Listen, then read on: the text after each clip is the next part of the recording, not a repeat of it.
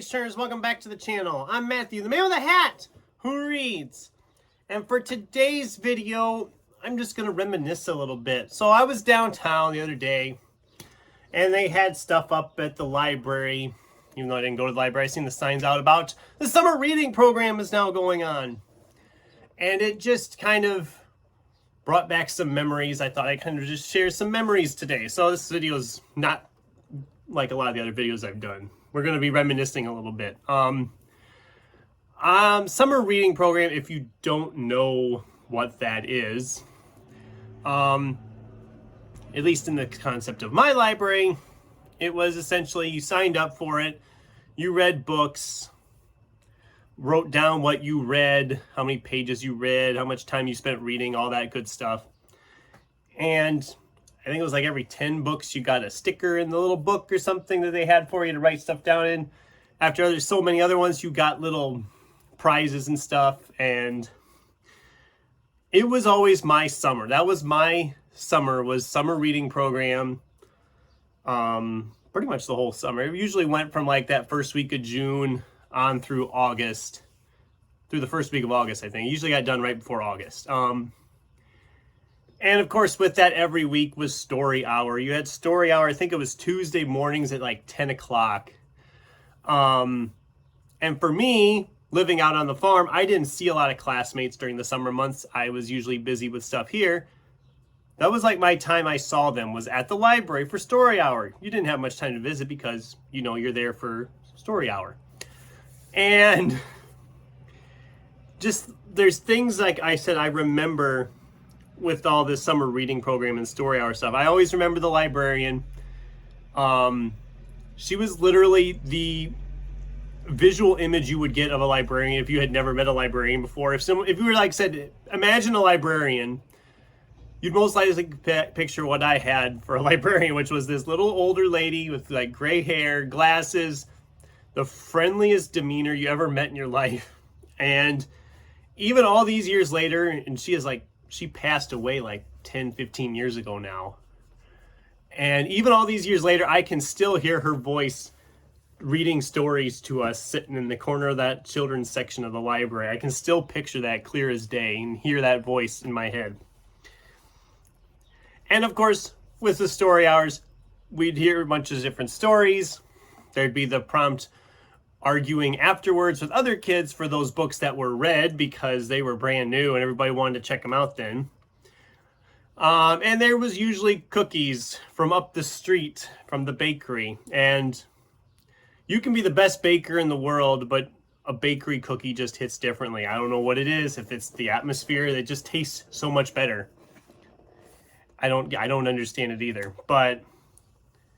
And obviously, when you were at the library then, after the story hour got done, there was a lot of books being checked out, progress being checked, stickers being rewarded, all that good stuff.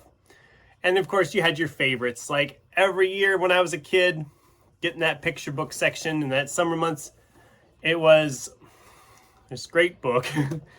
It's been years since I've read this. It was a Charlie Brown book about, it was a dark and stormy night. I'll try to find a picture and put it over here. And I just remember this book. It was Snoopy sitting at his typewriter writing a book, and there were pirates and spaceships and monsters, and I mean, it was just insanity that only a kid writing would come up with, or in this case, Snoopy. It was always a favorite of mine. Obviously, a lot of Dr. Seuss books got checked out by me at that time, either first-time reads or rereads. And I mean, not just the classics like The Cat in the Hat or Green Eggs and Ham, Yertle the Turtle, all them classics that you know, but also the more bizarre ones like Scrambled Egg Super and Bartholomew and the Oobleck. Oobleck, that's such a fun word, Oobleck. And another one that people probably don't even remember that well, but I still remember it, Caps for Sale. I don't remember it, but I also remember it, if that makes any sense. I mean, there was like a guy selling hats and there was monkeys and it was just so entertainingly fun. Again,